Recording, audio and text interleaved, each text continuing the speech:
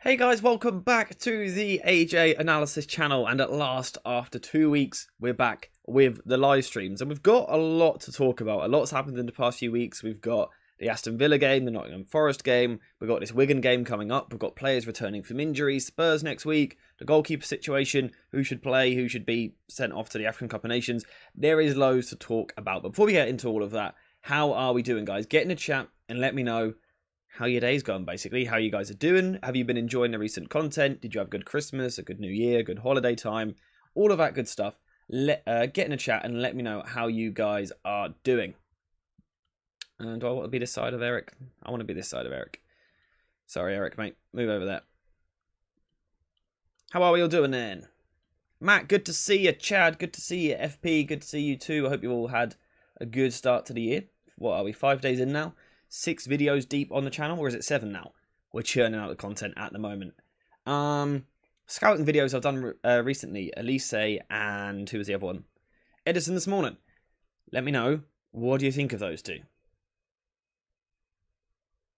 What do you think of those two? Having watched those videos, do you like their talent? Do you think they're not right sort of profile? How are we feeling about the Wigan game? What sort of lineup are you going for? Are you going heavily rotated or what? Yeah, Chad, your membership ran out. That's all that means, mate.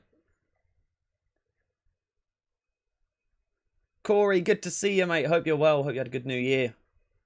Matt saying I've been deep in the EAFC menus, trying to avoid thinking about United too much. It's not a bad idea. I had a few days off over Christmas, and then I was ill over New Year. So that kind of gave me a little bit of time off, a little bit of a refresh and a reset from Manchester United. But then I thought, all right, it's time to get back into the content. We need to start talking about players and solutions for Erik Ten Hag. What do you guys make of, there's been 2 games, I believe, since we streamed. Aston Villa on Boxing Day, crazy game. And also Nottingham Forest, not so great. You're going to wait for Nuruddin. It's not a bad strategy, to be fair. Don't blame me for that. We should definitely park the bus with a 5-4-1 and hopefully score from a counter on the break. I like that. That's the positive attitude I'm looking for. So what I've got on screen here at the moment is our starting 11 from our last game. Don't worry, this is not the team I am suggesting for this game. We're going to get into this at some point. So, of course, we're playing Wigan at the weekend. I have to be honest with you, I'm not exactly an expert when it comes to Wigan. They will most likely set up in a 4-2-3-1 like this. This will probably be their starting 11. No, it won't. I've literally got Jones 14 written down twice. McCaleb, good to see you, mate. Hope you're well. I missed your comment. What did you say, sorry? Oh, you said Happy New Year, brother. Happy New Year to you too, my friend. I've made a mistake with this Wigan lineup. Let me just quickly find their other player. I've literally got 2 of the same guy. Crouchy saying he would take a replay. So I see we're starting the new year nice and optimistic. Let me just sort this Wigan 11. It's annoying having Jones 14 twice. I feel like it's unlikely that they'll do that. They might do, I guess. Alright, we'll go for 28 up front. Does anyone know much about Wigan? Have any of you guys kind of caught them in your spare time for whatever reason? If so, why? But more importantly, what do you think of them? VK, we have the first donation of the year. Thank you very much, my friend, saying, wishing everyone a blessed 2024. Be kind always. Thank you very much, VK. Greatly appreciated it. Greatly appreciate it. Hope you had a great Christmas, great New Year, great holiday season, and Happy New Year to you, my man. Thank you so much for the donation as always. If you are a member, spam some love hearts in the chat to say thank you to VK for that super generous donation as always. He's always here donating because he's a legend. The last Wigan match you watched was when they won the FA Cup. Okay, so you probably don't know too much about their current system, I guess. But I think it's reasonable. Aston Villa handed us the victory with their crazy high line, even at 2-0 up. Yeah, they were really naive in that game from a tactical point of view. I'm not sure what Emery was doing. Although I thought our second half performance was good. Of course, the press changed and things like that. Forest was the typical poor performance under Erik Ten Hag. It's hard to argue with it, really. It is hard to argue with it. Nottingham Forest was a really poor game, but it wasn't necessarily an anomaly. Last time I watched Wigan is when Valencia was still playing for them. Okay, so we don't have a ton of Wigan knowledge. However, what I hope most of us do have is Manchester United knowledge. So, starting 11 this weekend against Wigan, what would you guys go for? Brother, what is wrong with Anthony? Not sure, to be honest, mate. Manchester United fan, good to see you, mate. Hope you're well.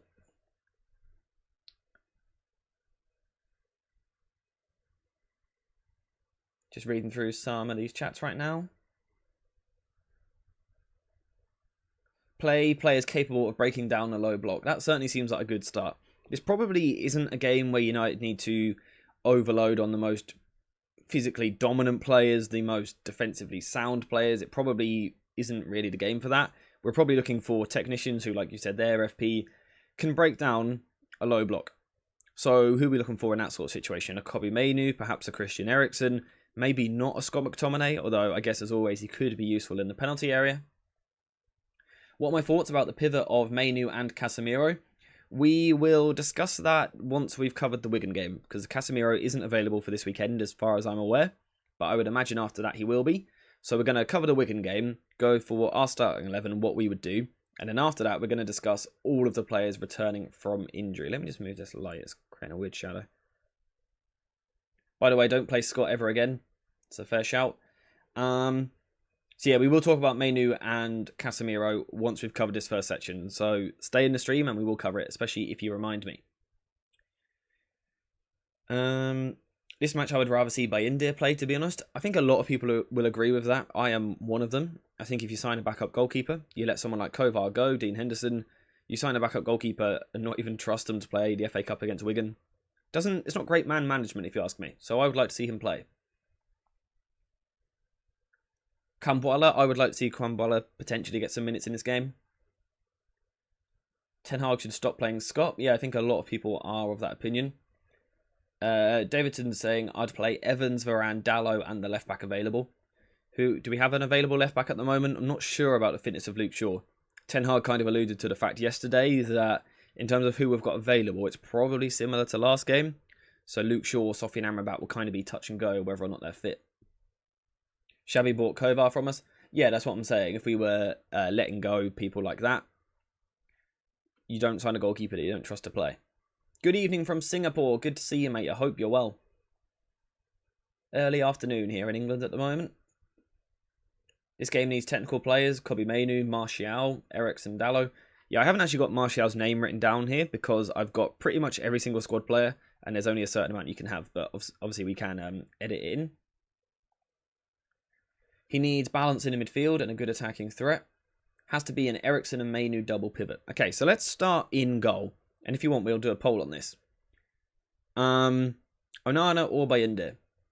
Someone saying no Højlund. This is not my starting 11. This is the starting 11 that Erik Ten Hag went for in their last game. So, don't worry. I think we will most likely bring Rasmus Højlund into the starting 11. Ten Hag should give Ahmad more playing time over Anthony. Yeah, I think he's definitely a shout to come into this right wing position. Kovar leaving and signing Altay who can't start is one more sign of our problems. Well, it's weird because obviously we don't really know how good Altay Bayindir is. I did plan on doing a video on it over the weekend. I'm not sure if I'm still going to or not. I might see if we get some early team news on that. But from what I've seen, he looks like a pretty good goalkeeper. I don't know why you wouldn't trust him in the FA Cup. It just seems a little bit odd. The talks in November from Onana's camp was that Onana says that Bayindir is the best number 2 goalkeeper he's ever trained with. And that he was worried that if he was to leave for the African Cup of Nations, Bayindir was to hit form, that he wouldn't get his starting spot back. That was the news back in November. So, you know, there's a suggestion there that he's probably a pretty good goalkeeper. So why can't we see him in the FA Cup? Let me know what you think. Kovar in pre-season was amazing, but why did we sell him? He's only 23 years old. Yeah, I thought he was really good in pre-season. I guess perhaps he just wanted more regular first-team football. Although, from what I've seen, he hasn't necessarily had that at Leverkusen yet. How many games would Onana miss now? So you've got the Wigan game guaranteed. The Spurs game... Well, sorry, not even anymore. So Wigan, Spurs, possibly. Depends, basically, how far he gets in the African Cup of Nations. Whether they go out in the group stage or whether they get all the way to the final, obviously impacts how long he'd be gone for. Of course, in terms of actually in January, we've got very few fixtures this month. Easy for me to say. We've got 2 at the moment. We could have a 3rd one later in the month. Should we beat Wigan and get through to the next round of the FA Cup? The draw will be on Monday night. We'll find out who we have towards the end of the month if we get through. So, probably a maximum of 3, I would imagine, and it seems like he will be here for the Wigan game, so maybe even only 2. I don't think Ten Hag likes to be wrong, so he won't let Bayindir play for us, in case he might be better than Onana. A bit of a similar situation to Anthony on the right wing as well. United should sign Bakayoko. I'm assuming you're talking about Johan Bakayoko. Covered him in the past. Really good player. Cameroon shouldn't go beyond the quarterfinals. Yeah, it would be interesting to see what sort of date that would leave him coming back as. Because also, I don't know if he'll come back and straight away play for us again. The fact that he's leaving so late would probably suggest that he would, rather than having a little break. Garnacho was really fitting in on the right wing. Yeah, it was such a shame after the Villa game that our front line got disrupted. I really enjoyed that dynamic of Rashford left, Garnacho right, and where is Rasmus Højlund up front. I really enjoyed that dynamic. But then, of course, Højlund in the next game was ill, which meant we saw a complete change, which completely threw out our balance. So that was a little bit disappointing. Hopefully we get to see them again soon. Nuruddin is here in the chat, and he is gifted 5 memberships because he's an absolute legend. Nuruddin, hope you're well, mate. Happy New Year to you. Hope you had a good holiday season, mate. And now you're back on the hustle. Hope you're good. Thank you very much for the 5 gifted memberships. So 5 of you, which were not a member before, will now be a member. So if you are a member, spam some love hearts and in the chat. The green love hearts, the green flames, the caps. What else is there? The bald Eric Ten Hag. Make sure to put all of that in the chat. Thank you very much, Nuruddin, for that generous donation. Greatly appreciate it. Back on it indeed, feeling better. Love it. Just trying to... Please talk about the Sir Jim Ratcliffe regime. We can cover that perhaps in another stream. I feel like that probably warrants its own stream entirely. I don't know exactly what we would talk about, but yeah, there's definitely stuff that we could talk about. MUFC, good to see you, mate. Hope you're well. Sorry, I'm tired. I'll forgive you. That 8 position is such a problem. Agreed. I think it's something we really need to prioritise in the summer, which is probably really a great summary of what's wrong with this football club in the past decade. Because how much money have we spent in the past few years, and there's still 5 or 6 massive holes in the squad. It's crazy. Facundo Pellistri should start more. I think he might struggle with Garnacho in recent weeks proving that he can play on the right-hand side, and also Ahmad coming into form. I think he might struggle. We need a 6/8 hybrid to go with Kobbie Mainoo. I think that's a decent summary, yep. Just catching up on what you guys have been saying in chat. Kovar probably saw what happened with Henderson and didn't have confidence he'd get a chance to displace Onana. Very good point.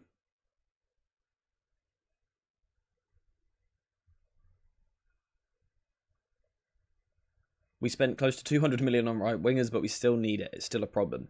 Yeah, I mean, Jadon Sancho Anthony cost nearly £200 million, and we still sit here thinking, do we need to go get a right winger in the summer? Of course, the Jadon Sancho situation is a whole nother conversation to talk about. Going out on loan, probably the best solution, because it gives him a chance to come back in the summer if he's had a good season or a good second half of the season with Dortmund, rediscovered some form. Either we can sell him for a higher fee, or perhaps him and the manager can make up, or it might be a new manager by then, or, you know, the new owners might have a say by then. I think a short-term loan to a place where he's comfortable, I think is probably a good decision. I will be watching him closely. Corey, I'm sure you will be as well, mate. Maybe we can talk second half of the season about how he's getting on back at Dortmund. On top of that, don't forget that we spent 30 million on Ahmad. Very true. Plus however much Facundo Pellistri cost. Very, very true. AJ, were there signs this season we would... Hang on, sorry. Let me just try and read this. I'm struggling. Were there signs the season would be like this in pre-season when the youth team with some of the first team like Sancho, Donny van de Beek, Ahmad were better than the actual first team? I think pre-season's always really difficult to gauge because, say if I'm in a Premier League season, just from a tactical point of view, when I play Manchester City, for example, I kind of tweak my tactics to suit that game. I don't know if managers do that so much in pre-season, or is it more about getting your own messages across to the player? And of course, players are incredibly rusty at that time as well. So I always find it really difficult to gauge pre-season, but I definitely understand what you're saying. I think the last couple of games of pre-season were poor, but some teams are terrible in pre-season and then are incredible all season long. So It's a weird one. I don't really have a proper answer for you, I guess. DJ Nature, Happy New Year to you as well, mate. Hope you're good. Hope you had a good holiday period. What if Sancho smashes it in the Bundesliga, catches Alonso's eye, who we bring in to replace Eric? Well, Matt, now you might be cooking something. Now you might be cooking something. Would you give Greenwood a chance? It seems like he's bringing everything we're looking for. With Greenwood, I've said it before, and I'll say it again, because it's more of an off-field matter, I'm not going to talk about it unless the club make a decision. So if the club decide to keep him, then I will talk about it, and his potential role in the team, etc. But for now, I won't, just because it's controversial off the pitch. VK with the 5 gifted memberships. Thank you very much, my friend, for another gifted 5 memberships. Absolute legend. So 5 of you, which weren't members before, are now members thanks to VK. You don't have to pay anything. VK has paid for you. What a legend. So to make sure to say thank you in the chat. So Davidson is one of the people who has been gifted that membership. Spam the love hearts in the chat down below to say thank you. Is Højlund fit to play? I believe so. Because I believe it was illness before, rather than an injury, I think. So hopefully, you know, it's been a couple of weeks. Hopefully he's fine. But I'm not too sure. Sorry, AJ had to call an early night. Is waking up at 3 AM to get to the airport for a work trip. Be well always. See you later, VK, mate. Thank you very much for the gifted memberships and also the donation. Have a safe trip, mate. Hope all is well. And I'm sure I'll see you in the next one. I'm sure I'll see you next week sometime. Thank you very much, though, mate. Have a good one. Hello, hello, chat and AJ. Hope all is well. Not bad at all. Thank you very much. I hope you're good as well, DJ. Elise is nice, but is he injury prone? He got injured again. An interesting one. It is something I'm kind of following at the moment. In terms of in his career in the past, he's only really had 1 or 2 very minor injuries. He's missed about 2 games when he used to play for Reading. Not really injury problems in his past. However, this season, he's already missed about 6 months with a hamstring injury. And he has just got another hamstring injury. So there's a worry that could be a recurrence, because hamstring injuries are one which that can develop in a player. So we'll keep an eye on it. I don't even know if it's the same hamstring, the same leg, but I'll keep an eye on it. Anthony again. This isn't my starting 11. This is the starting 11 from the last game. We're about to discuss our starting 11. Hope it's true that Licher is back. Yeah, I think it's really important that we don't rush him back, though. I think it's great that he's returning from injury. I just read the word loan in chat. I think it's great that he's returning from injury, but let's not rush him back like we did last time. Let's give him a chance. What do you think of Vitinha of PSG for number 8? I think he's a great player, and I was actually really disappointed when he went to PSG. I think we missed out there, and I think a lot of teams did. Really good player. How can we use Mount? We'll discuss that in the second half of the stream.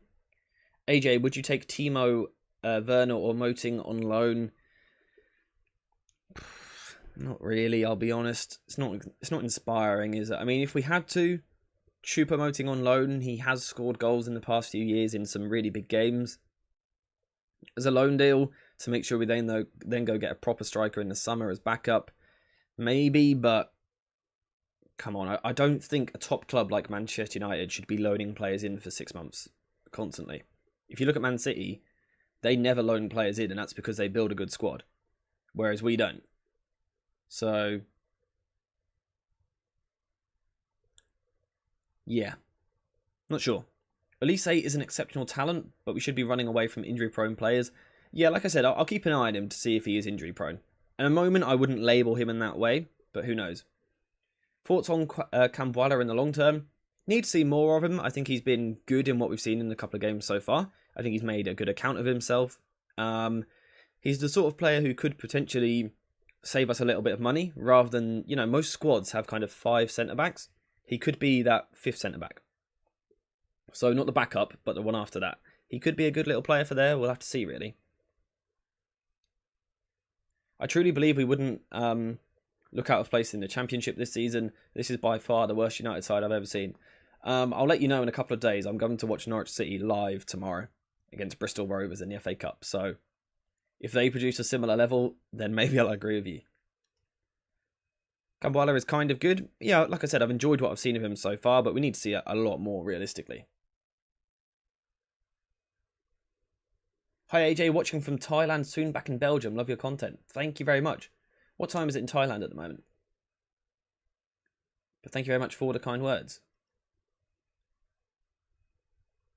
Just reading through the chat here. You'd rather keep Martial instead of getting someone like Timo Werner or Choupo-Moting. Fair shout. A return of the 22-23 season Licha would be great. It would be huge for our season. Huge. 850? Nice.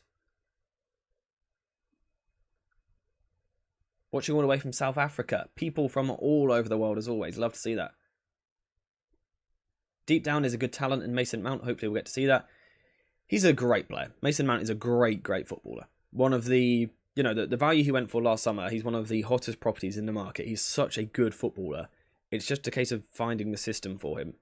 He might have been the wrong player for United. I think Liverpool should have gone after him, and I think Arsenal should have gone for him instead of Havertz. That's how good a player I think he is. It's just about, does he work with Bruno Fernandes and Kobe Mainoo, for example, or Casemiro? That's what we need to find out. I think we need completely new profiles in most positions. Yeah, I mean, I'm going to give some of my thoughts on that on Discord over the next couple of days. Thanks to that thread started yesterday. Kambuala looks invisible, but in a good way. He fits in without standing out. Yeah, and I think for a centre-back, that's probably what you want for your first few games.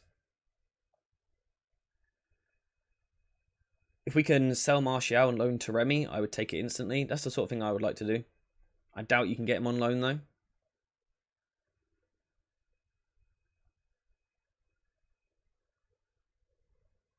There are so many comments coming into the chat right now. Great to see you guys all so active. Anyway, I'm going to quickly start a poll and get on to our 11 for the game against Wigan. Remember, this is the game against Wigan. This is not who is the better goalkeeper. It's who would you line up with this weekend. And I think it's interesting to think about this, because I think normally what we would do, if we were in the middle of a really hectic patch, you would go, it's a great opportunity to rest and rotate and get different players into the side. However, because we've had a bit of a break at the moment, and we've also got then another 1 week gap until Spurs, and then a 2 week gap until we play again, I wonder if Erik Ten Hag might go really strong to keep players fresh enough. If you don't play Rashford in this game, for example, when did we last play? A week ago. Our next game's in a week. Do these players need 2 weeks off? Because when it's then 2 weeks off till the next game as well, that means if we really rotate in this game, most of our first teamers are going to play one game in 4 weeks. Which, of course, is good. It gives them rest and things. But in terms of sharpness, match speed, it's going to be an interesting balance to get. It is going to be an interesting balance to see what Ten Hag goes for. I think we will see quite a strong 11 with a few players sprinkled in here and there. That's how I personally would like to see it. I'd like to see perhaps 7 of our first teamers and then sprinkle a few others in. Or especially if we can get into a good position, if we can get 2 or 3 goals up, that would be great to then bring on your Dan Gores, etc. Onana needs to start sweeping and helping our build-up. Yeah, I would like to see the instructions given to Onana changed by the manager for sure. I think we need an anchoring 6, a roaming 6/8, a 10 inverted wingers, kind of like Mahrez at Leicester. Yeah, like I said, I'll go through my full rebuild on Discord at some point. And maybe I'll do a video on it as well. He can't afford to field a second tier team and lose. He gets fired. True, I think the FA Cup now is really important for United. I think the fact that we're out of the Carabao Cup, we're out of the Champions League, we're not winning the Premier League this season, let's be honest. There's a need for a result here just to stay in a competition. Because also, with a lot of players coming back from injury, we're going to have quite a big squad. If we go out of everything except the Premier League, it's quite hard to juggle players and keep them all happy and all fresh and all sharp. We need these other competitions. You put in so much work, AJ. Well done. Thank you very much. I'm glad you appreciate it. Plenty more content coming the rest of this month, the rest of this year. We're going big this year. We are going big this year. Loaning Benzema. I don't mind that idea. Anyway, you guys have voted for Bayinde in goal. So let's go to the back 4. Centre-backs first. Well, I'll take the full-backs completely off the screen and we'll come back to that. So in terms of the centre-back options, fit and available, Raphael Varane, Johnny Evans, Kambuala, maybe Luke Shaw could play there. Do we know if Lindelof's not back just yet, is he? Those are probably our options. Who would you go for out of those four for our centre-backs? This is a rebuild. Why do we need results so badly? Patience is key in my opinion. We need to deal with the pain now to gain later on. I completely agree, as long as you can see obvious steps of the rebuild going in the right direction, which I think we're going to start seeing in perhaps late February. I think for now I'm just about still giving Erik Ten Hag the benefit of the doubt. But February, when most of these players should be back and fit and starting to get up to speed, with less games, more rest between games, but more time on the training ground, February has got to be good. There is no excuse for it to be bad then. I think he needs to focus on results. That's what I mean. If you're going for the whole project game, you've got to see performances. If you don't want to go through the project as such, if you want a shorter term effect to just stay in your job, you go for results. Not sure where we are at the moment. And this is the problem that Ten Hag's made for himself, really. Also, of course, coupled with misfortune, with injuries and things like that, certain results, certain decisions.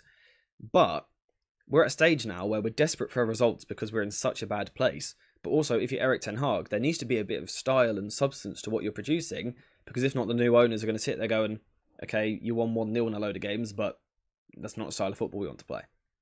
So Ten Hag's got himself in a bit of a sticky spot here. E, good to see you, mate. Hope you're well. Happy New Year to you. Hope you had a good holiday. Or holiday season, I should say. Good to see you, mate. So what do you guys reckon for your two centre-backs? Definitely needs to focus on results until the injuries lessen. Yeah, so I think, say, Wigan, Spurs, if we were to get through the FA Cup the next round, I think go for results. I think, like I said, February is the time where I'm really going to judge him. Because the Sandro Martinez should be back and up to speed by then, or certainly getting there. Casemiro should, Maguire, Mason Mount. We should have a fully fit squad by then. Obviously, we'll get a few knocks and injuries on the way as well.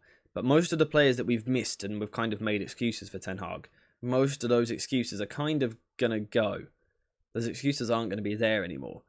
So that's when you need to step up and produce. Like I said, more time on a training ground as well, more rest between matches. It's the time, February, March, April, May, to start seeing some performances and building in the right direction. You know, I want to see us playing out from the back. We'll see if it happens.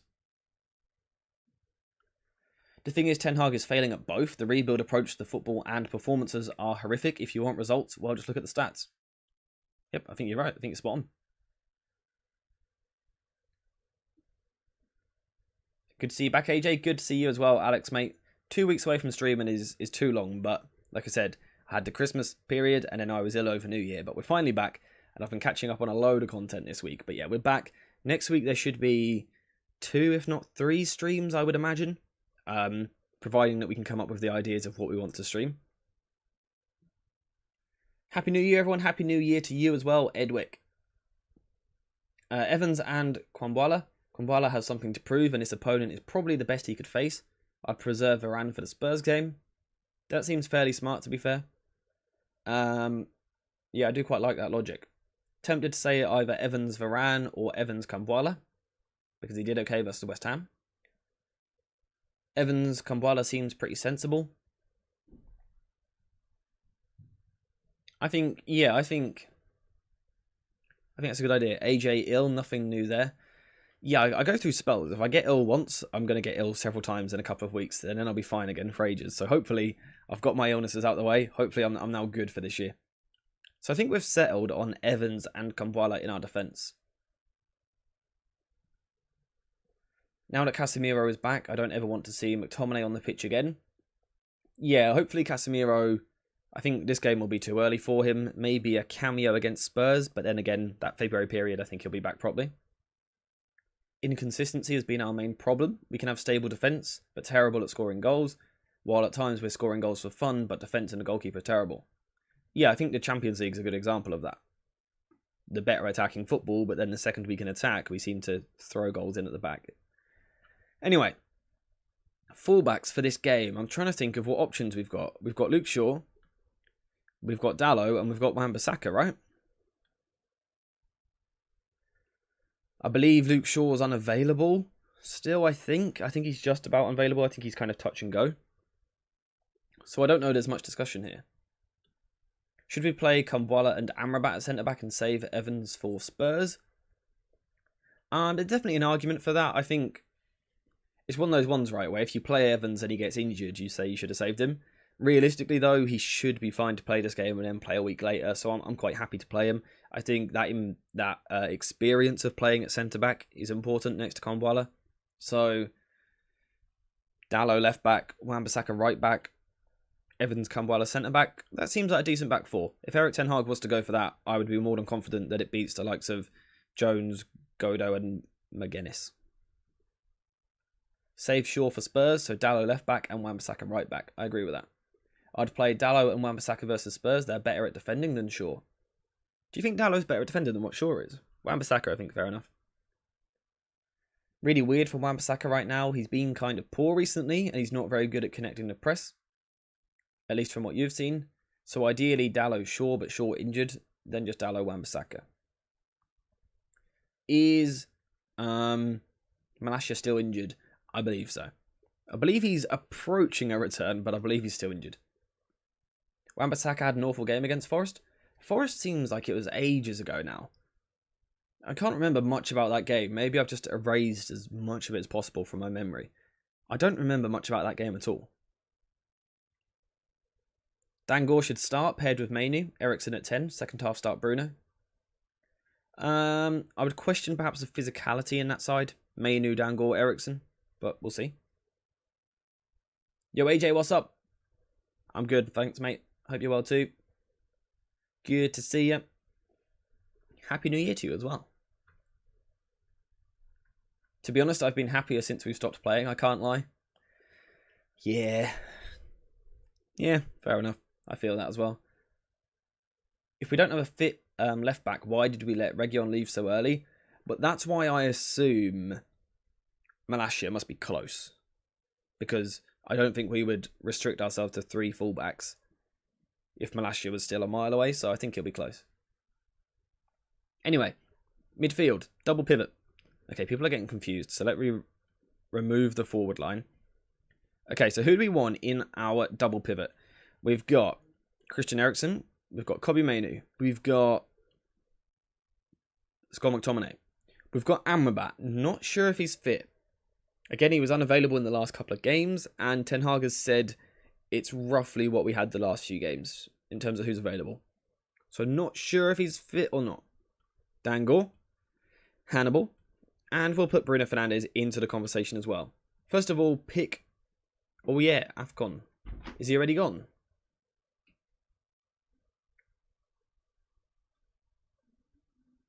I bet McTominay starts as Ten Hag requires individual brilliance against Wigan. That's either that or he'll come on and score 2 goals in the 90th or something like that. I would expect Kobbie Mainoo will play. The fact that we've had a break since the last game, that was something which happened against Forest, wasn't it?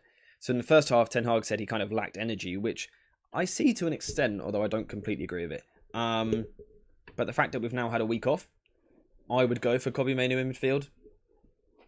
I think he started, is it 3 of the past 4 games now, something like that. He started against Liverpool, started against Forest, started against Villa.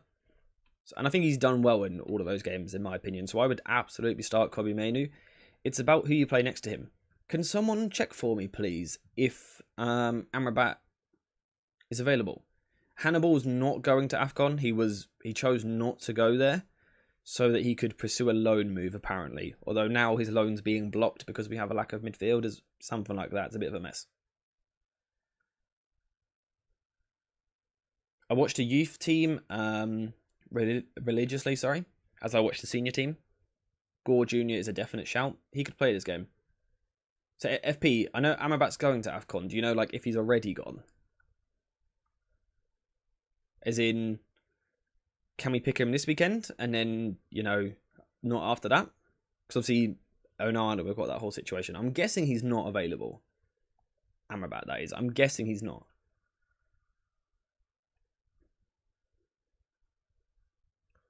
Told man about Mainoo for weeks. Yeah, I said before the season started, Mainoo had potential to be our best player this season. I just spoke with him. He's on his way. Good to have that inside intel. Ten Hag starts Mainu and McTominay or Hannibal to keep him happy for a few weeks, then goes back to not playing him. Is Mount fit? Approaching being fit, but I don't think he's fit to start yet. Gore is definitely next up. The guy is special. I need to watch more of Dan Gore. Amrabat wasn't pictured in training. Alright, so we'll take Amrabat out. Pick me 2 central midfielders. So not a 10. 2 to go in a double pivot for now. Why is Eriksen as a 10? Never a thing. I'm not really sure. Of course, that's actually where, you know, the best of his career has come as a 10, as a high creative midfielder. I don't know why we haven't occasionally gone for that to, as you said there, bring a bit more control to the team, but also just to give Bruno Fernandes a break, really. Give him a bit of a rest because he does play a lot. Mainu and then roll a dice. Mainu and whoever, Mainu and Eriksen. Casemiro and Mainu. I believe Casemiro is not quite ready. I would imagine he might get minutes from the bench, but I don't think he'll start. Dan Gore seems prime for us to get a horrendously low fee for him after not giving him a chance. Mengi, £1 million, and now wanted by several Premier League clubs when he's given an opportunity. I've got no issue with selling these players. You've got to get the right fee, though. Look at what City get for players like Lavia, for example. James Trafford, who had never played Premier League minutes. It's crazy.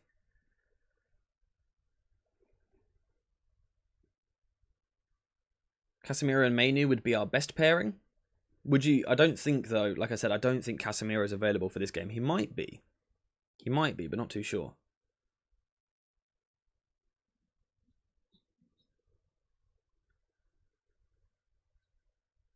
Hannibal and Gore to keep the youth happy, and if Mainu has no energy, save him for Spurs. What did you guys make of that comment about Kobbie Mainu seemingly lacking energy in the first half? I did think there seemed something a little bit off with him, but I still think in terms of on the ball, he was our best player. So I thought it was a little bit weird. Maybe it's just protecting him, though, which I don't mind. Are you just discussing the midfield at the moment? Yeah, the 2 central midfielders that you would go for against Wigan this weekend. James Garner also springs to mind. Yeah, again, he's a player who it's okay to sell them because they might not be good enough. But it's about getting the right fee for them. These players are worth money.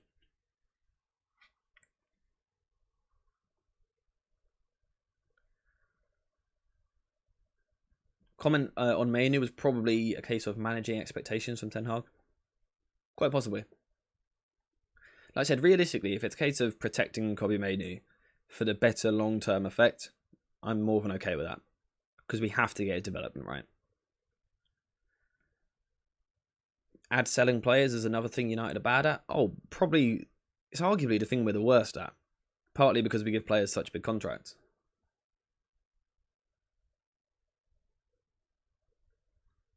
So who are we putting next to Mainu? I think most of you guys have said Eriksen so far.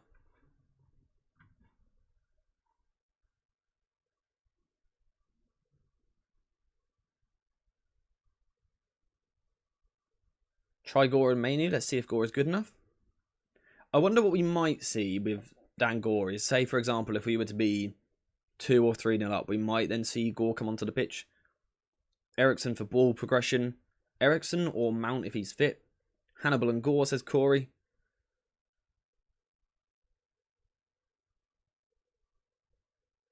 What was the pre-season midfield against Arsenal? Kobbie Mainu, Mason Mount, Bruno Fernandes, I believe. So I think most people are saying Eriksen for this, which of course is going to give us technical quality, which we asked for. It does have a slight lack of legs, if you like, you know, running power, ball winning capabilities in the centre of the park. But against Wigan, we should, if we don't control the ball in this game, I will be there asking for Ten Hag out. We have to control the ball in this game. So I think Kobbie Mainu and Eriksen can work. I don't know if it's optimal because, like I said, it does lack a bit of athleticism, ball-winning capabilities, things like that.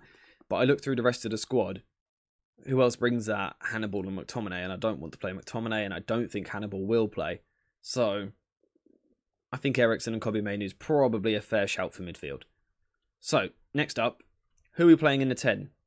Bruno Fernandes, Hannibal, or Scott McTominay? Expect this game to be like the Palace Carabao Cup game? Yeah, probably like a more exaggerated version of that as well. Probably, you know, that 2.0, but with a bit extra. I'm expecting pure dominance in this game. If it isn't, I'm concerned, but I'm very confident it will be. Don't underestimate Ten Hag. We have no idea how bad this could get. True. Everyone's saying Bruno. Pretty unanimous to that. Good practice against a low block. So you'd assume start Bruno. Good point. Again, I would like to see Have I just lagged out? Is it lagging for you guys or is it good? On my end, the stream is lagging, but I don't know if we are lagging or not. Yeah, Crunk King. That's exactly what I was about to say. Ahmad in the 10.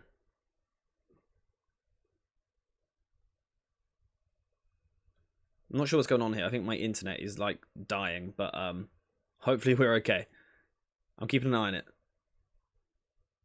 If not, I'll cancel the stream and reboot it. Are we okay, guys? I was lagging for a sec, but we're okay now. It did, but you're back now. Slightly laggy.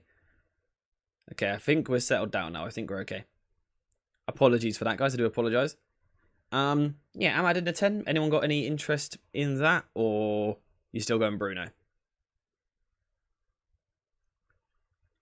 I think I would probably go Bruno. I like the idea of what you said there about practicing against low blocks, getting more used to that, how the system works in a low block. Also, I guess just further developing the understanding between Kobbie Mainoo, Bruno Fernandes. You'd like to see Ahmad on the right-hand side, perhaps? Okay, so let's put Bruno in the 10. Right wing discussion. Ahmad. Anthony, which I think may not get too many suggestions. Or, where is our good friend? Garnacho. Right wing, who'd you go for?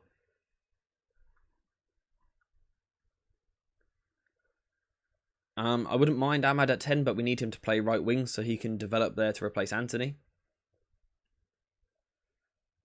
Ahmad, I think, has shown he can battle with the lower league teams. Oh, I should put Pellistri in this as well, shouldn't I? Hang on. Let me put Pellistri in this as well. There we go.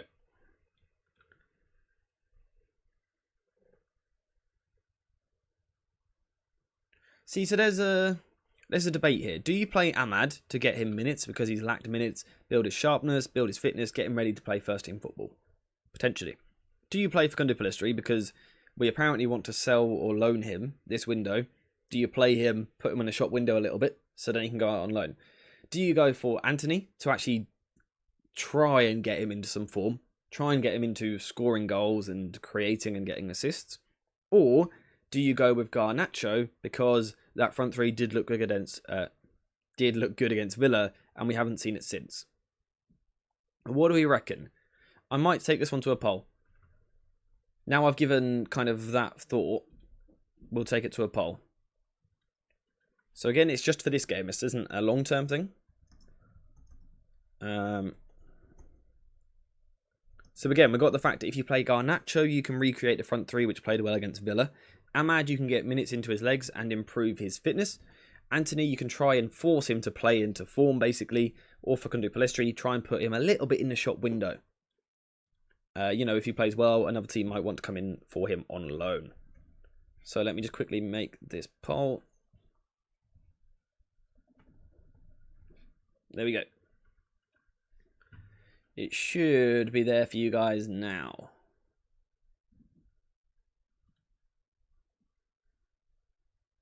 Straight away, literally every single player got a vote straight away. Garnacho / Ahmad. Of course, there is the left wing discussion as well, so any of these guys could go on the left as well. Shop window effect might be limited by the level of opposition / the game itself. Yeah, fair point. Edwick saying Garnacho and then Ahmad on as a sub. Not a bad shout. It's going to be Anthony in the first half, then Ahmad in the second half. I could see that happening as well, yeah. Yeah, I could see a situation where, let's say, 60th minute, we're a few goals to the good. Dan Gore comes on for Ericsson. Hannibal comes on for Fernandez. Ahmad comes on right wing. I could see that. Make the underperforming players play this game. If only we could play Shea Lacey.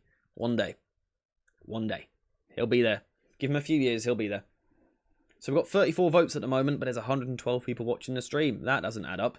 We've also only got how many likes? 38 likes. I reckon we can up the likes. We can up the votes on that poll. And also, if you haven't subscribed to the channel, subscribe to the channel.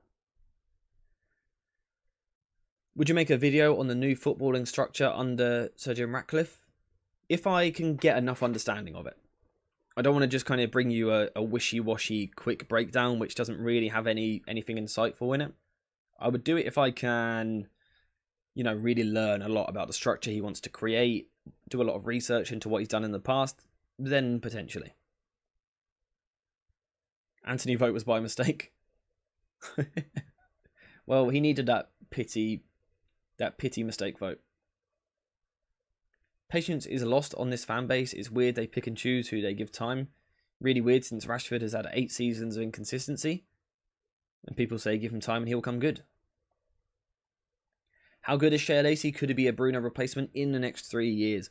At the moment, I see him in the mould of that sort of Ahmad style of player, a right winger who wants to come inside. A bit like how Phil Foden was used early in his career, playing as a winger then coming inside. Although, as we've seen with Phil Foden, the past couple of months, he's been moulded into a more central player. I could see Shea Lacey having a similar career path, and also Ahmad as well. Start on a wing because it's easier to break into the team there, then eventually move in field, where you show technical quality. That could be how it works. Alex, thank you very much for the gifted membership. One of you guys who was not a member before is now a member thanks to Alex, so make sure to say thank you in the chat. Basically, you've now got access to custom emojis, you can get bonus content on Discord if you wish to join the server, and a load of other good stuff. Thank you very much, Alex, for that gifted membership. Greatly appreciated. Ahmad can do false 9 too. Good shout. Pedestrian right wing, Ahmad in the 10. Yeah, I do like the idea of the Ahmad 10. Certainly, again, maybe later in the game we could see that. So on 54 votes, if we can get that to 55, we'll move on to the next vote. There we go. So 58% of you have gone for Ahmad. You guys should be able to see the results in chat, I believe, or I hope. So we're going for Ahmad on the right wing. Time for the left wing. Garnacho. Anthony, probably not. Marcus Rashford. Garnacho or Rashford. Who would you go for on the left wing? Now let's assume Rasmus Højlund is fit to play up front. Let's make that assumption. Who would you go for on the left wing? Do we need a poll for this? I'll see what your kind of instinct is. Again, it's a chance to get players into form. You've got to remember that as well. It's not just about giving young players chance or minutes. There's so many different things to consider here. Who needs minutes? Who needs to develop an understanding with certain players around them? Who needs goals or assists to get form? You've got to consider quite a lot with this. Garnacho and then a Rashford sub. Garnacho start, Rashford from the bench. That is a vertically challenged lineup, created by a vertically challenged individual. Put a poll up? Yeah, I think we'll go for a poll because people are split on this at the moment. So we'll go for Rashford and we'll go for Garnacho. Again, I think it's fair to assume whichever one starts, the other one will probably play at some point. I think it's fair to assume that. So let me whack the poll up.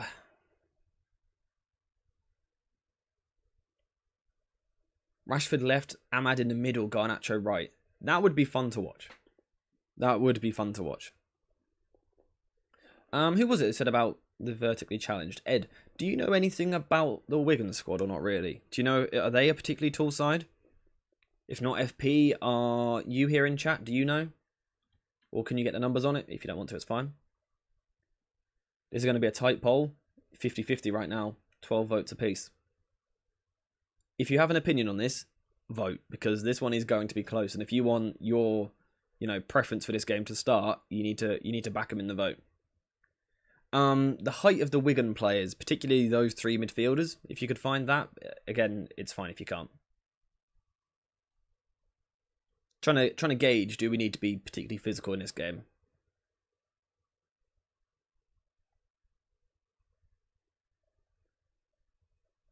Ahmad is technically brilliant. Won't say much about the rest. Yeah, so obviously I covered that in a video the other day. I thought he showed IQ, sorry. And all round was really good. That pass and move football is exactly what you need against a low block, which I think is why I would like to see him in this game. Perhaps see if Wan-Bissaka can get up and around him, which is important to his game. Could be good to see. Everyone who isn't Manchester United has at least one big midfielder. Yeah, it seems like it. I think Ahmad needs to break into the team off of the right, and then he can be transitioned into more central areas. Yeah, I agree.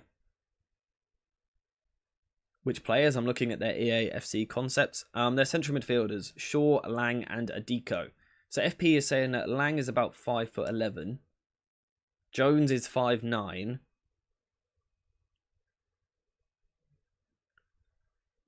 We definitely don't have a big enough squad height-wise. Remember the Mourinho days, we were giants. Yeah, we've gone from having massive players who couldn't really move to small players who can't really move. We need to find some sort of middle ground where we have pretty physical players, but they can also actually run. Adiko, not sure. I'll see if I can have a look as well. Shaw is 6'3", so Shaw is their kind of big midfielder. This guy here, number 16. Of course, we don't know that they're guaranteed going to play. But that could represent a problem if we have got quite a small midfield here. Obviously, I don't know if he's a particularly good ball carrier or anything like that, because again, I'm not a Wigan expert. I don't watch Wigan that much. I don't think anyone does. No disrespect to Wigan. But that's something to consider. I would imagine their centre-backs are going to be fairly big. Be interesting to see how tall the striker is. I believe he's the captain. 188 centimetres. What's that? It's over 6 foot. 6'2", 6'3". So the striker's fairly big as well. So they have got a couple of big players. Adiko is short, roughly 5'6" to 5'8". So Shaw, McGuinness, and the centre-backs are the tall players. Guys, vote on that poll. We're only on 38 votes at the moment. If we can get that to 50, then hopefully we can get it. Actually, let's get it to 51, because if it's an odd amount, it can't be 50-50. So let's get that poll to 51 votes. If you haven't voted already, vote. I mean, it's literally you just have to tap your screen or click your mouse. It's really easy. Cost you nothing. Just click one of the two players. Because currently we've got 40 votes and it's literally a 50-50 split. Coin flip? It might have to be. Wake as well is 6'2". So they've got a reasonably tall squad. Not overly massive, particularly in midfield, apart from Shaw. So that will be something that United need to consider in this game. Does it mean you play a Rashford just for his extra little bit of height? 48 votes at the moment. We just need 3 more votes. When it gets to 51, I'll stop the poll. As soon as it gets to 51. 3 more people who haven't voted, vote. I can see if you haven't voted, by the way. I can see who hasn't voted. Yeah, I see you. Go on, vote. 2 more. Apparently a 6'3" right back too. Okay. They're quite tall then. Okay, they're taller than we thought. A couple of small guys in midfield. Does that mean we need to play McTominay? Nah. Right? Does it? I'm stopping the poll there. I missed it. It changed. I'm stopping the poll there. Thank you guys for the votes. That says 50% to 49%. How does that work? 53 votes. I'm guessing Rashford won it then because it was an odd amount. I don't quite understand how 50% to 49% works, but Rashford has won the vote on the left wing. I think with left wing, we need to ask who's better versus a low block. I said this earlier. Sorry, FP. I missed your comment earlier, mate. There's a lot of people talking in chat today, so it's been quite hard to keep up with everything. The poll has edged Rashford left wing. When I saw the poll, it said 52-48 to Rashford. When I pressed end poll, I'm not sure what's happened to that other 1%. If there's an odd amount, though, I think Rashford won the poll. And I assume we're going to go for Rasmus Højlund up top, providing he's fit. Of course, if he's not fit, then you go Rashford up front, Garnacho left. In terms of size, Dallow's not short.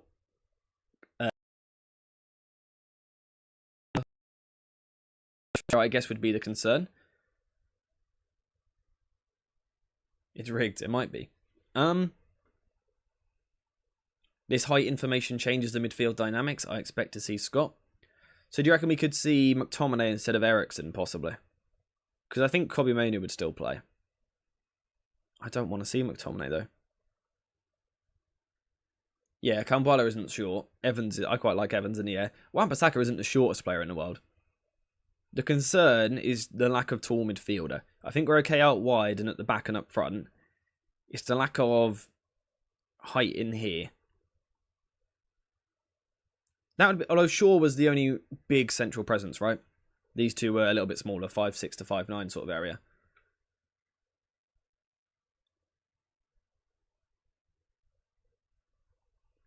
It does make someone like Ahmad interesting as well, because he was used to playing in the physicality of the Championship last season.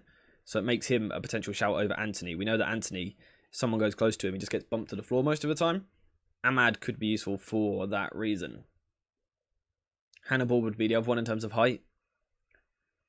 Yeah, like I said, I still think Kobbie Mainoo will play.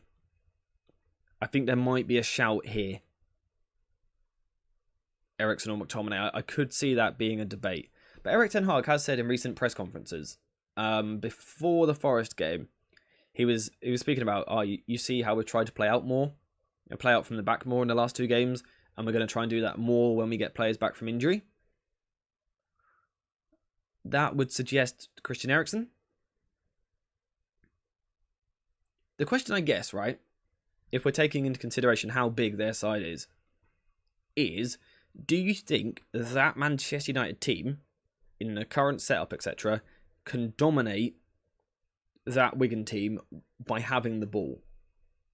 If we have 65% possession, for example, the height doesn't matter as much, because Shaw, for them, gets less chances to carry, etc.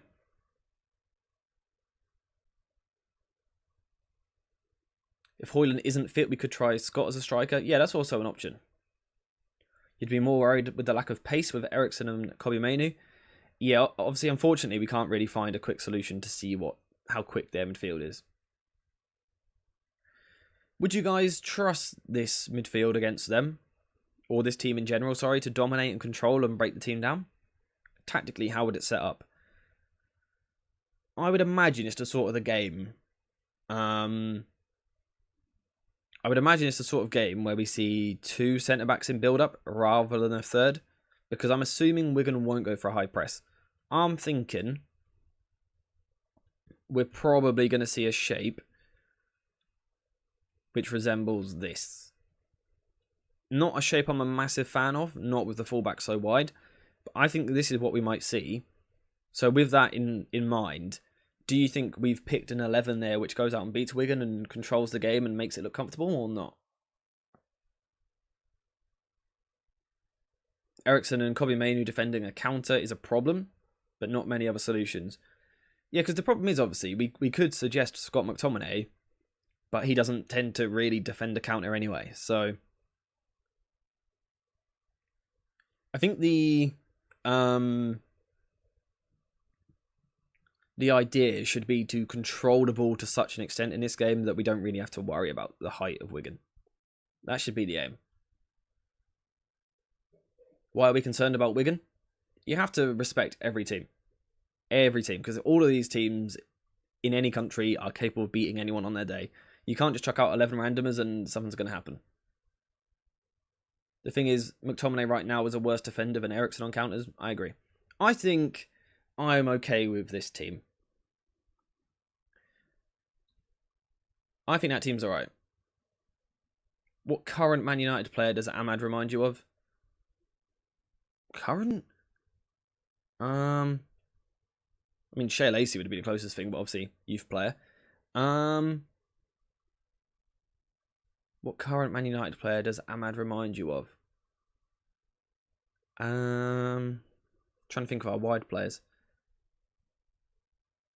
He does have some stylistic comparisons to Anthony, but I think he's a better tight dribbler. I think he's better in his 1v1s and he's more confident to use his right foot. So probably most similar to Anthony, but I just think he's got a more ability, a higher ceiling. Reminds you of City player Bernardo Silva? A little bit, yeah. Early career Bernardo. Why not Amrabat and Kobbie Mainoo? We're assuming Amrabat is leaving for the African Cup of Nations. Style most similar to Sancho. Yeah, Sancho didn't even come into my mind as a United player. Yeah, Sancho would be the other one.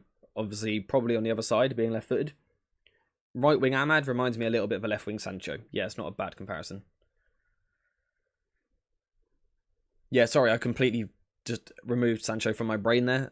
Maybe Ten Hag's hardwired us that way. Yeah, Sancho would be the other one. He didn't even come into my mind as a United player. That's bad.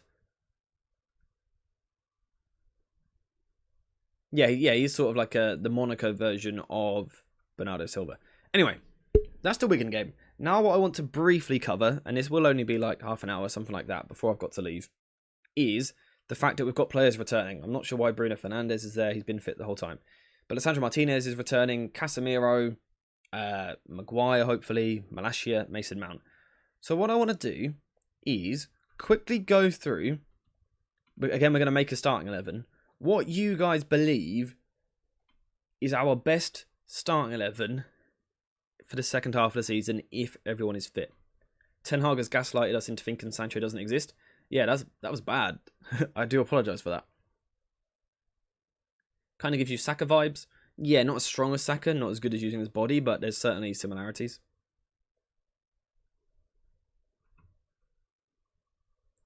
There's only so far passion and physicality can take you. If we play with the right tempo and consistency, they'll have no answer. Yeah, that's the hope. That is the hope. Anyway, what do you guys reckon is our best starting 11 for the second half of the season? When everyone's fit.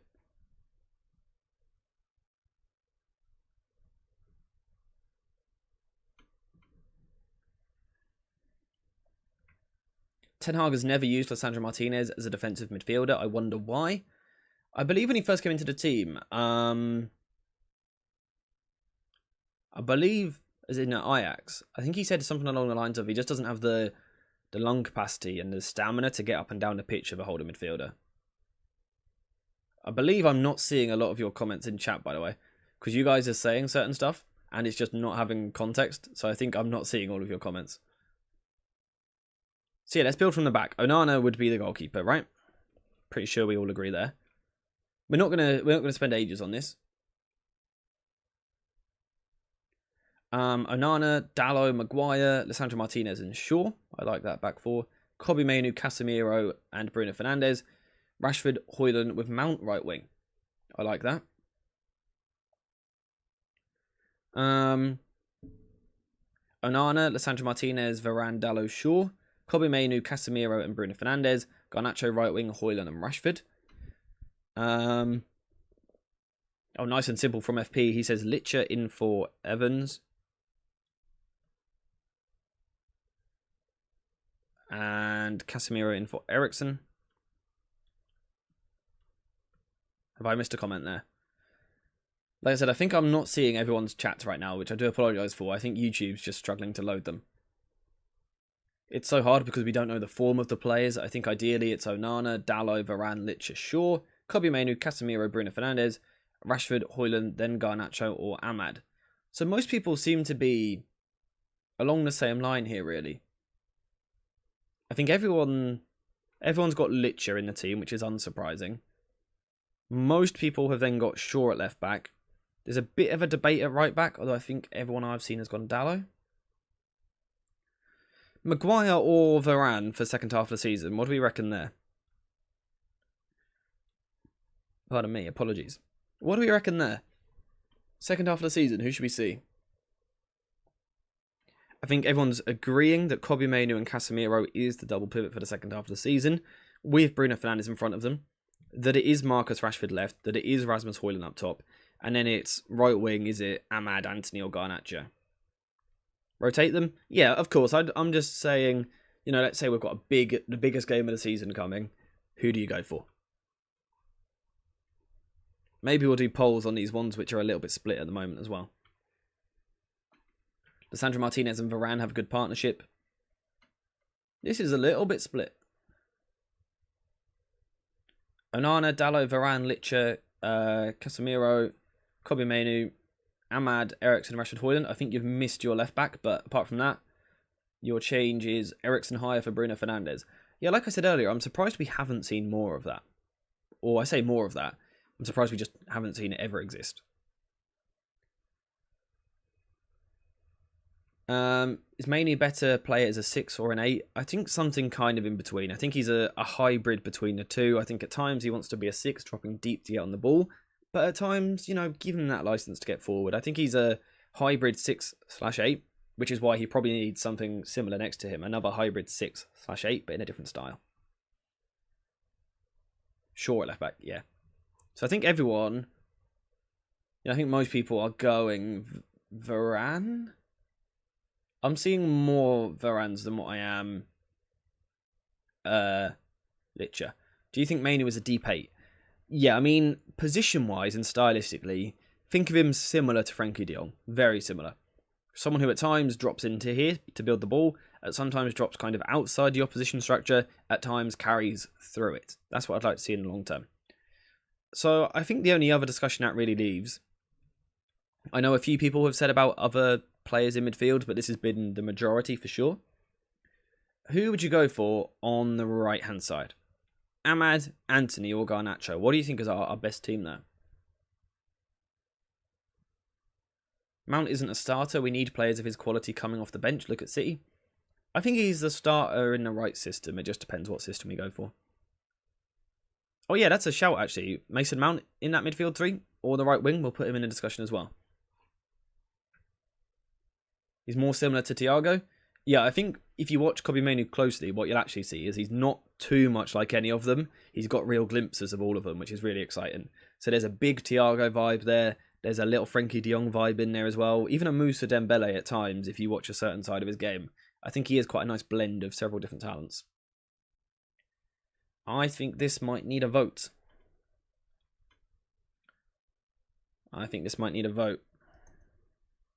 So we've got Ahmad. Make sure you don't misclick whoever misclicked earlier. No charity votes for anyone. Anthony, which I've got a feeling he won't win this poll. Got Garnacho. And this is what you would do rather than what you think Ten Hag will go for. I'm not going to put Facundo Pellistri in there just because I don't think he really has a chance. There we go.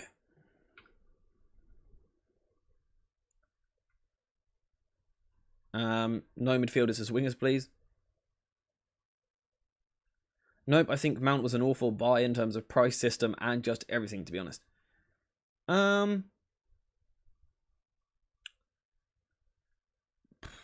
It's a weird one to describe, right? I think if we were in a better place, it would be a better signing, if you know what I mean.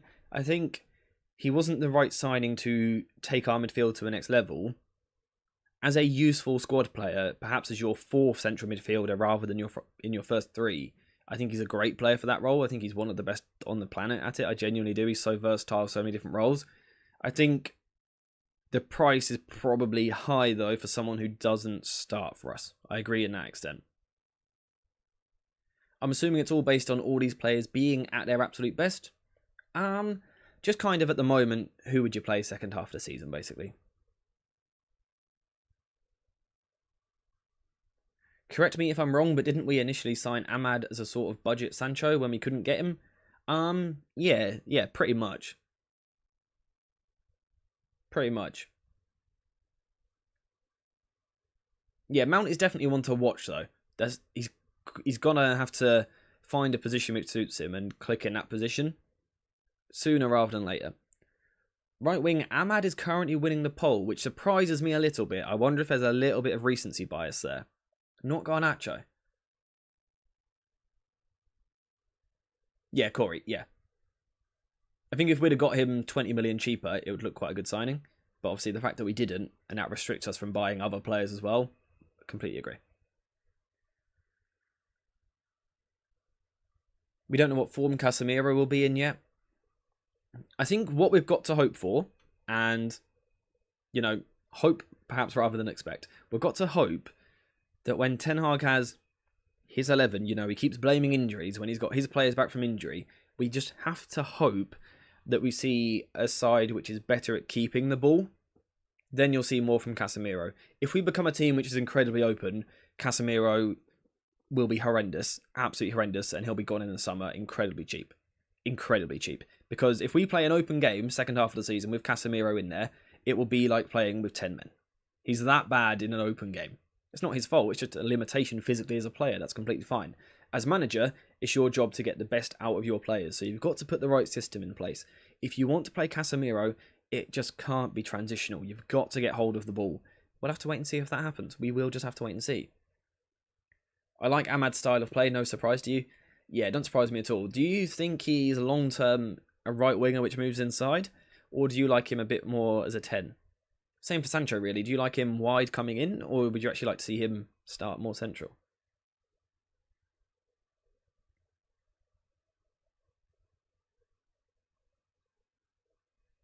I'm a big fan of Ahmad, so I'll vote with that lol. But if I'm being realistic, I would start Garnacho right wing. Fair enough.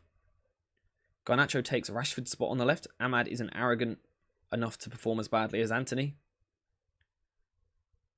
That challenge Casemiro had with too much space is why Mount looked out of sorts. I agree. Could you play Ahmad as an advanced 8? Possibly. All depends on the right back. Very true. Again, I think it's why we need more of a specialist right back next season. Someone who we know what we're getting, and therefore we know what sort of winger we want to pair them up with. Because people often talk about, have you got the right dynamic in attack? So, left wing, striker, right wing. Have you got a creator? Have you got a goal scorer? Have you got, perhaps the muscle or, the fox in the box, whatever. People often talk about that dynamic. But I think it's just important that we go down the side of a pitch as well. Because we'll talk about, do our front three connect? And we'll talk about, do our midfielders complement each other? But how about actually, do our right back, right-sided central midfielder, and right winger complement each other? I think that's a dynamic which doesn't get spoken about anywhere near enough. Probably by myself as well. I'm probably included in that. But I think that's something we have to talk about more. We have to talk about this dynamic more. Definitely a bit of recency bias in that poll. Yeah, I think so. Garnacho still managed to get 40%. So you guys have gone for Ahmad. Realistically, I think Garnacho is more likely, but you guys have gone for Ahmad, which is fair enough. Vanderson is top quality. I need to watch him more. I need to watch Fofana as well. So, from the poll, you guys have gone with, averaged out over everyone, this as our best 11 for the second half of the season. I don't mind it. I think there's a lot of technical quality there. I think there's some flaws in the team, perhaps the ball retention and ball playing of Varane and Casemiro, which I highlighted before the season started. Ball retention in midfield looks a bit of a problem to me, but who knows?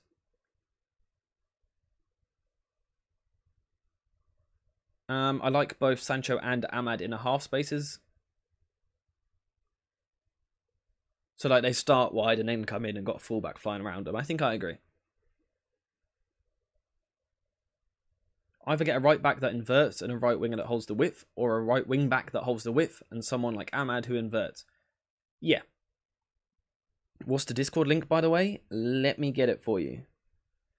Just got to find it. If you want ball retention, Kobe Mainu and Mount would be good, yeah. Largely. But then physically, you've lost something. Which is where it's, again, difficult that United have a really imbalanced squad. Because we fix one problem, and this has been the case all season, when we've done tactical previews, etc., things like that. It's been the problem all season long, that the second we fix one problem, there's another glaring problem. We've had this problem all season. Yeah, I'll just grab the Discord link now. It's completely free to join. If you are a YouTube member, you can DM me, and I will sort you a link to bonus content, which only YouTube members get. So if you want to become a YouTube member, by the way, there's like a join button somewhere on my channel. You press that, you join, and get bonus content. Bonus streams as well. Streams which I can't do on YouTube. Scouting players, things like that. Let me, real quick, just send this link.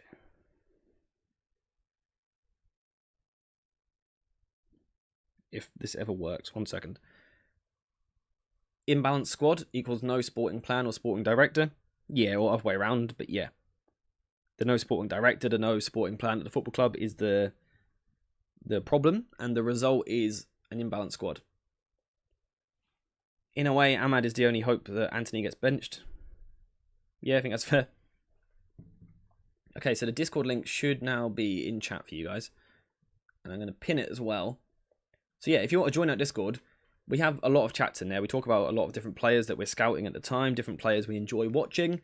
Say if there's a United game on, chat recently will be quite active during a United game. We'll react to the starting 11. Then people will fire comments in during the match. You'll get my thoughts at half-time and at full-time as well. So yeah, join the Discord if you want to. Going back to this 11. What I'm interested here is, of course, we've got an 11 here. We've got a structure almost. But what actually is the shape we're going to use? Do we want Shaw quite high holding the width? Do we want one of our midfielders dropping in? For you, what would your in-possession structure look like with this? AJ, do you still back Ten Hag? I used to back him, but recently I don't know how to back him anymore, to be honest. I'm in the same boat as you. I really want to back him, but it's getting a little bit difficult to. It is becoming a little bit difficult to.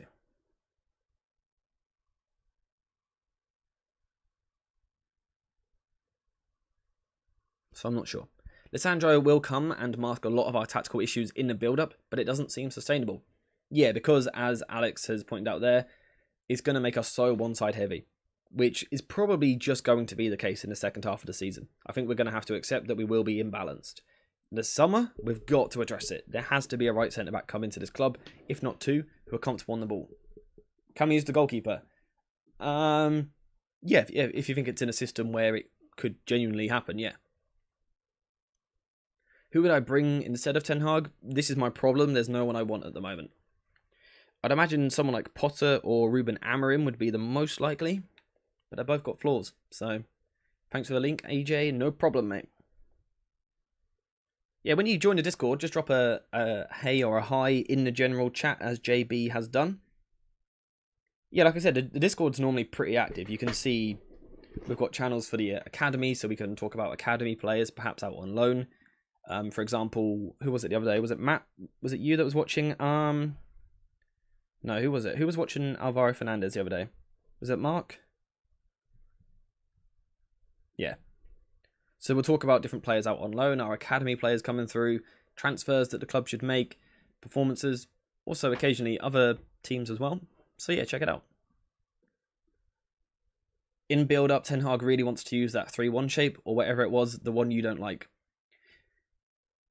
Just to confirm, it's not that I don't like the shape, I don't like how we do it. I'm not a massive fan of the shape in general, but I don't like how we do it. It's the spacing between the players is more my issue. So let's go over that. Our 3-1 often looks like this, so like that. Let's go for Casemiro here.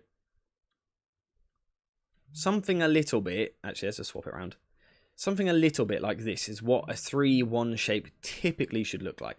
And these players here should all be able to come towards the ball and receive to play a bounce pass, right? Because if they don't, if they're too high, apologies, if they're too high like this, Kobe Mainoo gets the ball, who's he meant to pass to?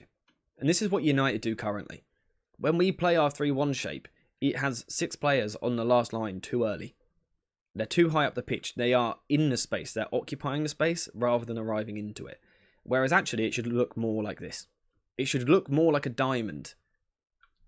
A 3-diamond 3 is a good shape. A 3-1-6 in the first phase, not a good shape.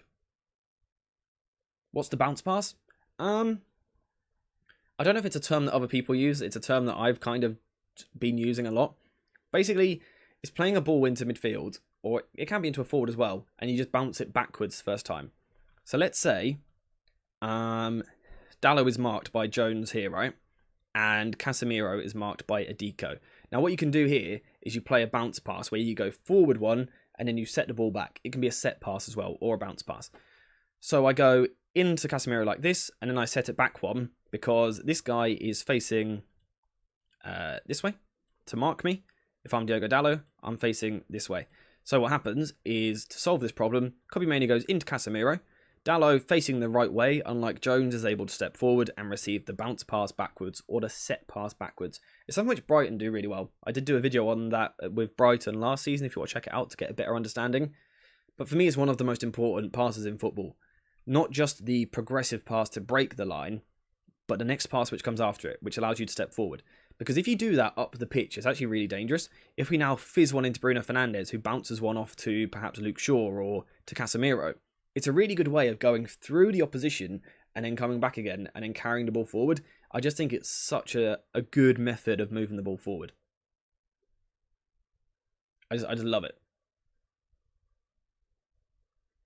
AJ, do you reckon Jack Fletcher could be on the bench versus Wigan?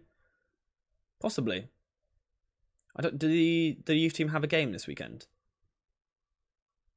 Yeah, by the way, with me saying Potter, it weren't me saying I would go get Potter. It's, I think he'll be high on the list for the club, not for me personally. All managers have flaws. I just think if you join a disjointed and poorly managed club, they get exposed more. If United actually get a structure in place, any manager can thrive. Excellent point.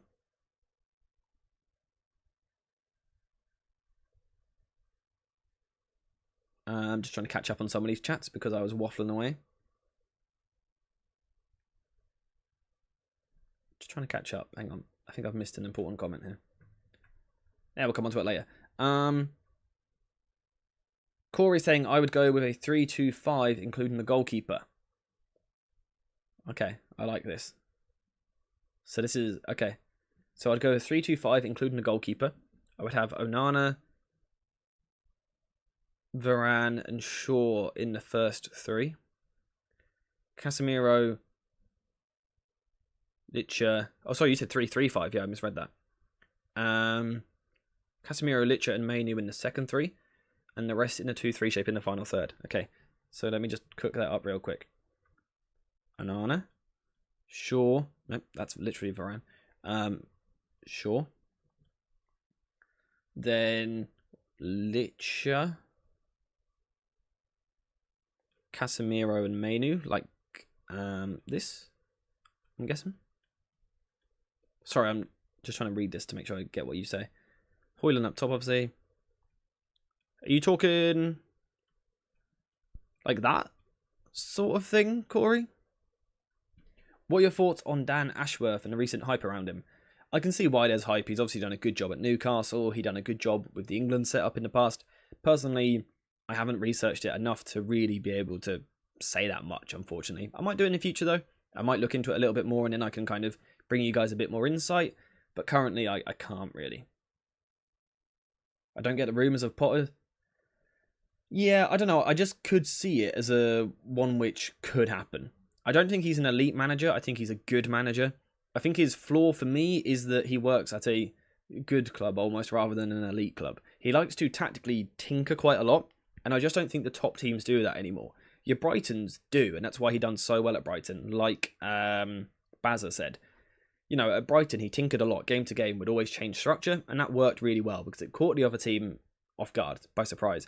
When you are a top team, though, I feel like the what's the word I'm looking for? I can't think of the word I'm looking for.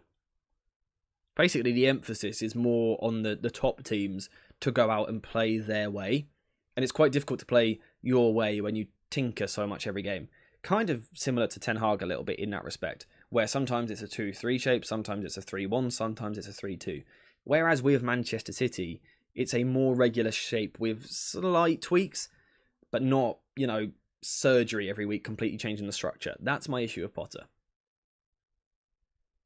The current Girona side reminds me of Ten Hag's Ajax. Yeah, I saw someone saying that on Twitter. Who did I see saying that? Might have been Silver. Can't remember. But I saw someone saying that, and I want to check them out for that reason. Yeah, but I'd have Casemiro in the middle, Licha on the left, and Mainu on the right. But Bruno would underlap Parashi. Okay, so hang on. Let me just... So Casemiro in the middle. So that's the sort of shape which Corey is saying he'd like to see in the second half of the season. I think in possession there's a lot to work with. It would just be interesting if we were to do something like this and be quite adventurous. How far Onana is willing to go to stay involved. Because obviously, he can't really be chilling on the halfway line in a back three. So it would be interesting to see like to what extent that was taken. Silver is really good at analysing. He's elite. Yeah, I follow him on Twitter. He's a great account. I love his content. What I love about his threads is he covers stuff which other people don't. I love it.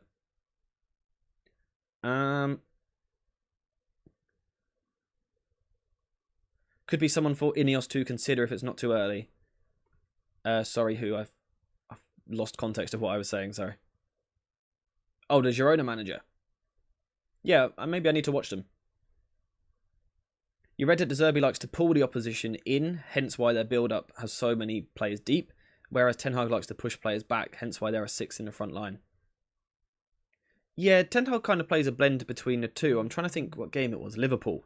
We had like 4 or 5 players would come really deep close to the goalkeeper to draw Liverpool onto us, and then the next 5 would go really high. So it's kind of a blend of the in-between of De Zerbi, Ten Hag. It's kind of a blend. I actually didn't mind the plan in that game, because the plan was, can we leave ourselves basically 4v4 against the Liverpool backline and just take them on? But I don't think it's sustainable again. For me, he wouldn't go past our defensive third. So perhaps as we got to the halfway line, and we're now really piling pressure on, he just holds a little bit deeper, and the back 3 becomes slightly narrower.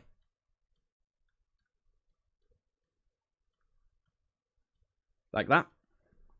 My only concern with this, Corey, would be when you overturn possession, when you lose the ball. You've got players who... It can become a little bit confused when you move position. So say if you invert your centre-back higher up the pitch, or you invert a full-back in. When you then lose the ball, players have this kind of moment of indecision of, am I meant to go forward and press, or am I meant to go back to my position? This was an issue that Manchester City had last season. Of course, treble-winning City, they were incredible. But they had this issue at one point in the season when it was around January, February time, so about 12 months ago, where rather than inverting their centre-back into midfield, they actually inverted their full-back. The problem they had was that, let's say it's Luke Shaw, he's inverted into midfield. When we lose the ball, am I responsible for going and pressing high, or am I responsible for dropping off back to left-back? City had that problem last year, so that would be my one concern with this sort of shape. The amount of time perhaps it would take to get that message across. But I like what you're cooking here, and I think it might be the next evolution of football to see goalkeepers higher than we've ever seen them, to be that extra man. Yeah, Edwick, don't worry, I understand what you mean.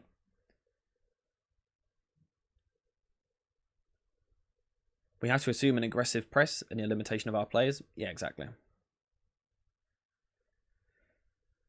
What players would you bring in January that's realistic? I done a video a few days ago, 3 or 4 days ago, looking at the areas United need to address. What I intend to do over the rest of this month is go through each of those positions and look at 4 players for each one. Not necessarily for January, but the expensive option, kind of a ready-made option, a young option, and a loan option is what I intend to do. So that'll be for right centre-back, left centre-back, right back, 6, maybe an 8 as well, I can't remember, right wing and striker. So again, like I told you, plenty of content coming. Has anyone else got any structures they would like me to put on screen here? Or you guys not worried? In terms of another one, if you want to be a little bit safer and obviously keep Onana a little bit deeper, you could go with something more like perhaps this. Something like this. I think what we're always going to see under Ten Hag is rotation. So let's say we start off with this shape and this structure, which actually works quite nicely. We build the ball up from the back. We play down the left-hand side. Whatever. I think what we will always see, though, is that it will depend on what side the ball is on. So say when we are progressing down the right, Dalot might step forward, Ahmad in here. But I do think that the second we go backwards and build down the left, the whole thing flips. And Dalot comes deeper. Varane comes more central. Licha moves left. Shaw moves higher. Rashford moves inside. Bruno across. Ahmad wide. I think that's something we've always got to consider with Ten Hag. Particularly when looking for players to sign. Because we're talking about right backs, for example. We're talking about Jeremy Frimpong. Incredibly good at flying forward on the overlap. So in that first structure we were just looking at, where he was wide right, our right back, that would be great. But when the ball goes out to the other side, is he someone who wants to drop in and form a back 3? Probably not. So I think if someone like Frimpong was to excel at United under Ten Hag would have to make changes to the way in which he has a build-up structure. His build-up structure would have to be more rigid and more consistent rather than so fluid. So that would be interesting to see. It's the same for the centre-backs, because we need a player who can be the wide defender and cover channels, but also, when the ball is now being built down the other side, they're now a more central defender, more of a covering defender. It's why it's quite difficult to excel in a Ten Hag system. It's why also, when he gets it right and has the right players, it's incredible.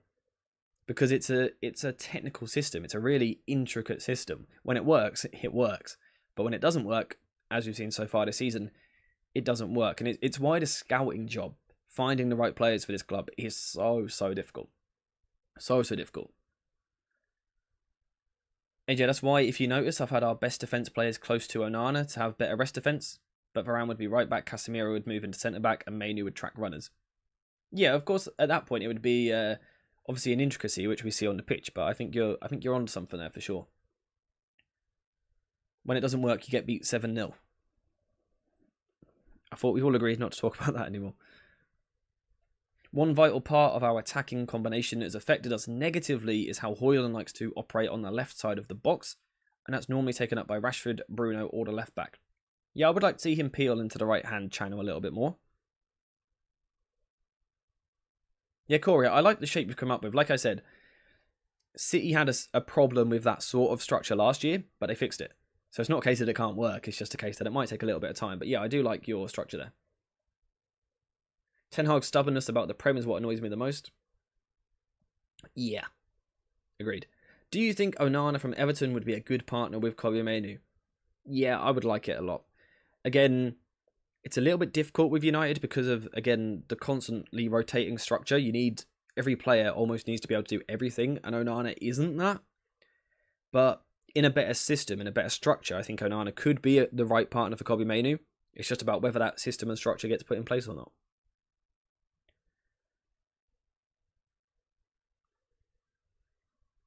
New right centre-back must be Konate-like. Did you see that Stam says that centre-backs at top clubs must be able to defend 1-1 and wide areas? How do we only have Varane at United who is okay at this? And even Varane is a lot worse at it than what he used to be, so I completely agree.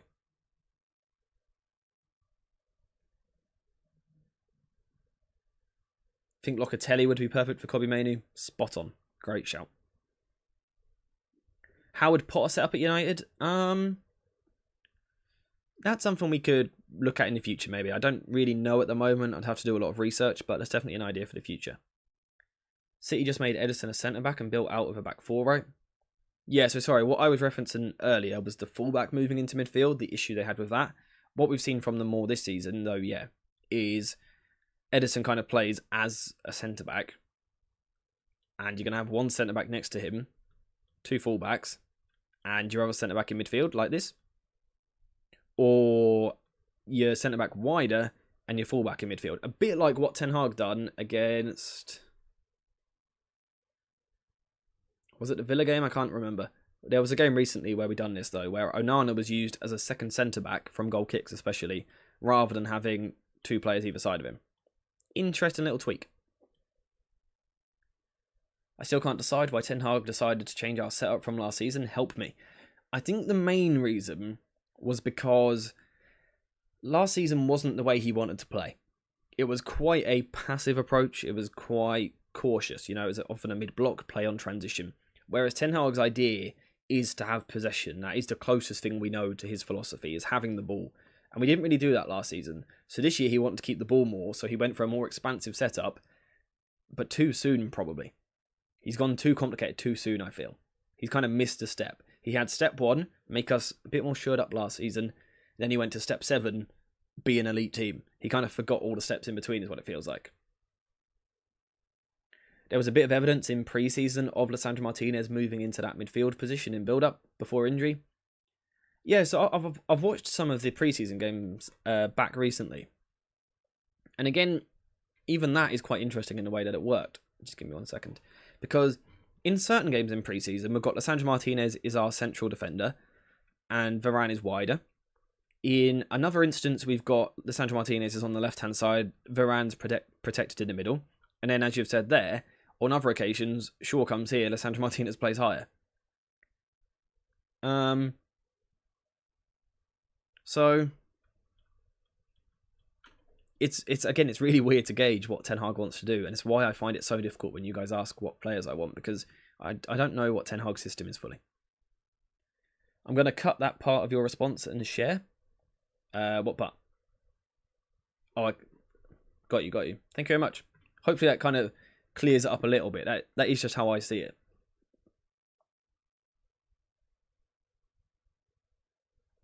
Yep, Corey, agreed. Completely agree.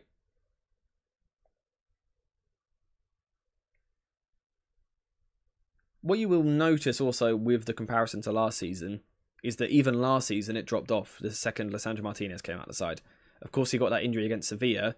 We weren't the same again. We were never elite last season, but it wasn't the same once Licha came out. And of course, we haven't really seen him properly this season. So I think that is something from last season as well. I think for today, though, I think I am going to wrap it up there because I need to go scout a young Ecuadorian midfielder. I don't know if you guys have seen about him. I've been watching a load of footage back over the last 24 hours or so, and I'm getting closer to being able to make a video on it tomorrow morning. So I need to get to work on that. So I think we are going to wrap up there. If you've got anything else you want to say before we leave, feel free to fire it now. If not, join the Discord. It is pinned at the top of chat right now. And like I said, we talk about all sorts in there. Sometimes it's a load of waffle, a load of rubbish, which no one really cares about. Sometimes we talk about more football-based things. Sometimes we talk about tactics, structures, potential managers, signings, all of that good stuff. And also, if you are a channel member on YouTube, DM me on Discord and I can get you access to extra content next week. Sounds fun, hey? Oscar Zambrano, yes. I don't actually know how to say his name, but currently being linked with Bournemouth as well, yes. I have a fear that it's a Caicedo 2.0, where we're linked to him for about £5 million, and in 3 years he moves for 100 million. So I'm watching him now. I've watched, like I said, a decent amount on him already. I've watched a good amount of footage. I need to watch more. You will get a video tomorrow morning. It's not going to be my most in-depth breakdown ever because I'm not a expert on Ecuadorian young players. I just haven't watched enough. But I will be able to give you a breakdown of roughly what his play style is, his strengths, some of his weaknesses, tactical fit concerns, etc. All of that. And then if we continue to be linked to him, or obviously if we sign him, I would watch even more footage and bring you a more conclusive video. So that's the plan. What would a heavy loss to Wigan mean for Ten Hag? He's gone, probably. Who are we talking about? Oscar Zambrano. The first thing I need to do is actually know how to say his name before tomorrow's video. Young Ecuadorian player, which we are being linked with. Do you think Frankie de Jong would work as an 8? Yes. Anyway, for today, we are finished. I hope you guys have enjoyed the first stream back. Not sure what that noise I just made with my hand was. Hope you guys have enjoyed the first stream back of the year. It's been 2 weeks too long, but I hope you guys have enjoyed it. Your support has always been absolutely incredible. Shout out to everybody with the donations, the gifted memberships. I'm looking at you, Alex, Nuruddin, and VK. Absolute legends. But also thank you to everyone who has voted in the polls, who has liked the stream at any point. Who was it who said they were going to clip something and share earlier? Davidson, was it you, I think? Tag me on Twitter on that as well, so I get to see it. So thank you to you. But yeah, just thank you to everyone in general who has been involved in the stream. You're all absolute legends. You always are. I'm off to do a load of scouting. Maybe I'll talk about it on Discord with you guys, so make sure to join that as well. Apart from that, though, we are finished for today. So thank you guys for watching. I hope you have enjoyed it. And as always, I'll see you in the next one. And for those of you that haven't been on previous streams, this is now the awkward part where I try and find the button to end the stream, and it's just kind of awkward.